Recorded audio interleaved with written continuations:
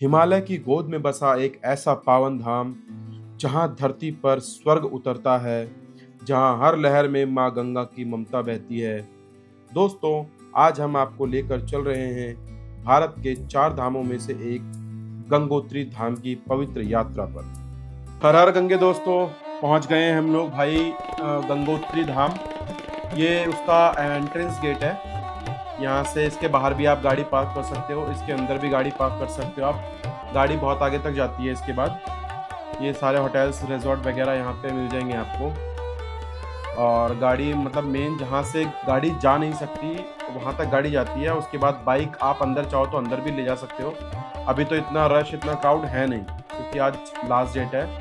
यहाँ जो भी क्राउड वगैरह जो भी होना था वो हो चुका है, ठीक है ना। आज यहाँ बिल्कुल भी क्राउड नहीं है। तो आप देख रहे हो जैसे यहाँ पे गाड़ी पार्क कर सकते हो। ये एरिया है। पहुँच गए हम लोग गंगोत्री और फाइनली बारिश शुरू हो गई भाई। यहाँ पे मुझे तो लग रहा है हमेशा बारिश होती रहती है। ठीक है, ये एंट्रेंस है। यहाँ पे स्टे वगैरह है। यहाँ से सिर्फ 5 मिनट का रास्ता है गंगोत्री जो मंदिर है। पार्किंग यहीं तक है, इसके आगे गाड़ी जाती नहीं है, ठीक है ना। पैदल इसके आगे पैदल जाना है, सिर्फ 5 मिनट का रास्ता है और कुछ भी नहीं है। गंगोत्री में ज़्यादा आपको ट्रैक पैदल नहीं करना पड़ता। खाने पीने का सब कुछ है यहाँ पे। प्रसाद वगैरह लेने वो यहाँ से मिल जाएगा।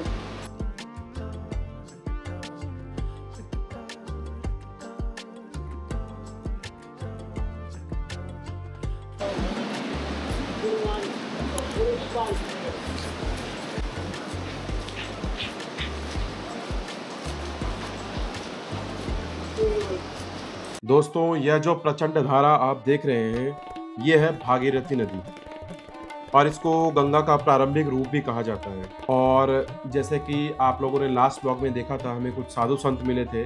उनके मुताबिक हमें यह जानकारी प्राप्त हुई थी कि जो राजा भागीरथ थे उनकी घोर तपस्या से प्रसन्न होकर माँ गंगा स्वर्ग से धरती पर अवतरित हुई थी। लेकिन उनकी तीव्र धारा को रोकने के लिए भगवान शिव ने उन्हें अपनी जटाओं में समेट लिया था। जो गंगोत्री धाम है, हर साल अप्रैल मई में जो अक्षय तृतीया का दिन होता है उस दिन इसके कपाट खुलते हैं और दीपावली तक श्रद्धालुओं के लिए यह खुला रहता है। और दोस्तों, मंदिर का निर्माण 18वीं सदी में गोरखा सेनापति अमर सिंह थापा द्वारा किया गया था। यह भी यहाँ के हमें जो यहाँ के लोकल्स थे उन्होंने हमें बताया। यहाँ आकर हर भक्त की आत्मा गंगा की तरह निर्मल हो जाती है। दोस्तों, मैं आपको एक चीज़ और बता दूं कि हमें बहुत अच्छा सौभाग्य प्राप्त हुआ है कि अभी कुछ ही देर में आरती शुरू होने वाली है।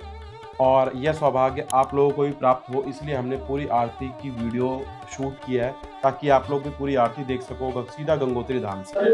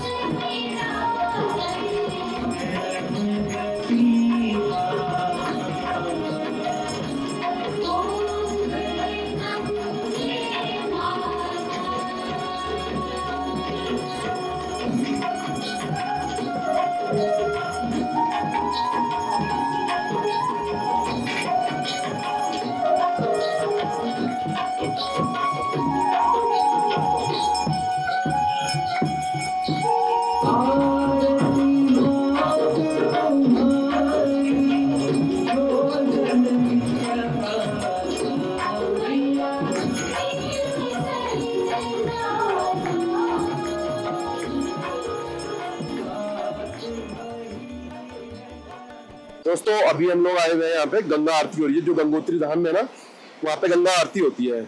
ये सेम जैसा ऋषिकेश में त्रिवेणी घाट में होती है, सेम वैसे ही होता है एज इट इज। बस वहाँ पे बहुत सारे जो पंडित होते हैं वो करते हैं पूजा। यहाँ पे सिर्फ 1 या 2 पंडित होते हैं जो पूजा करते हैं, आरती करते हैं सॉरी। सुबह शाम को 7 बजे यहाँ आरती होती है जो घाट पे होती है। सुबह 6 बजे मतलब मंदिर में सुबह 6 बजे आरती होती है। अगर आपको अपने नाम की आरती करवानी है ना, तो आपको यहाँ सिर्फ शाम में आरती करवा सकते हो अपने नाम की। जो अरदास लगाते हैं वो आप शाम को यहाँ करवा सकते हो, क्योंकि सुबह घाट की आरती होती नहीं है और मंदिर में अरदास लगता नहीं है। तो अपने नाम की भी आरती आप यहाँ पे आराम से करवा सकते हो। बाकी भाई यहाँ पे गंगा का एकदम जो कहते हैं ना रौद्र रूप, वो वाला है भाई यहाँ पे। बिल्कुल यहाँ से अब 18 किलोमीटर का ट्रैक बचा हुआ है गौमुख पहुंचने के लिए। यार वो पॉसिबल तो नहीं है, क्योंकि हम ऑलरेडी ट्रैक करके करतांगली का थक चुके हैं। तो बाकी चलते हैं, पहुंचते हैं, फिर दिखाते हैं बाकी आगे। कल आपको हम मंदिर का दर्शन कराएंगे, ठीक है ना। हम लोग बिल्कुल अर्ली मॉर्निंग सुबह उठ के मंदिर जाएंगे, उसके बाद फिर मैं आपको वहाँ के दर्शन करवाता हूँ। तो दोस्तों, शाम की आरती देखने के बाद अब हम लोग सुबह निकल चुके हैं, हम लोग माँ गंगा के दर्शन करने के लिए।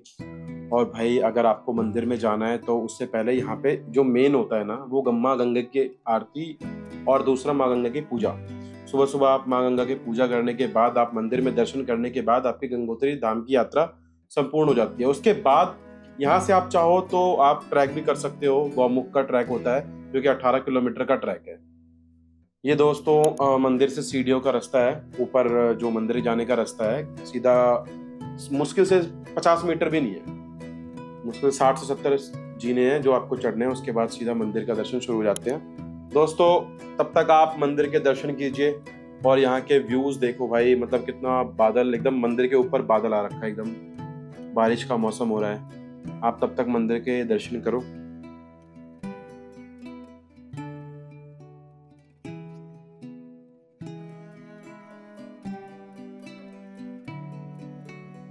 अभी हम लोग आ गए हैं गंगोत्री धाम, जो भागीरथी नदी तट के ऊपर बसा हुआ है मंदिर।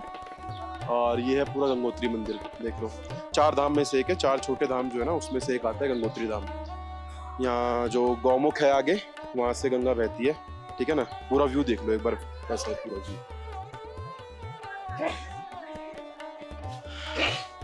आज क्योंकि वो जो शिवरात्रि में जल चढ़ता है ना, वो वाला डे 23 को खत्म हो गया, तो आज यहाँ पे बिल्कुल भी क्राउड नहीं है, तो बहुत अच्छे से दर्शन हो पाए हैं। दोस्तों गंगोत्री सिर्फ एक तीर्थ नहीं, यह हमारी आस्था, परंपरा और प्रकृति से जुड़ा एक जीवंत प्रमाण है। अगर आपने जीवन में एक बार भी माँ गंगा के उद्गम को नहीं देखा तो समझिए कुछ अधूरा रह गया है। अगर आपको गंगोत्री जाने की योजना बना रहे हैं तो ध्यान रखें, अक्टूबर के बाद बर्फबारी शुरू हो जाती है। गर्म कपड़े जरूर ले जाएं और स्वास्थ्य का ध्यान रखें। और हाँ, माँ गंगा की शुद्धता बनाए रखें, ये सिर्फ एक नदी नहीं, हमारी सांस्कृतिक आत्मा है।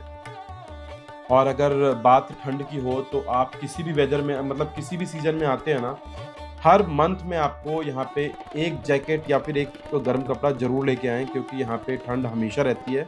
हाँ, उस लेवल की नहीं रहती है, बट ठंड हमेशा रहती है। अगर आपको यह दिव्य यात्रा पसंद आई हो तो वीडियो को लाइक करें, शेयर करें और हमारे चैनल को सब्सक्राइब करना ना भूलें।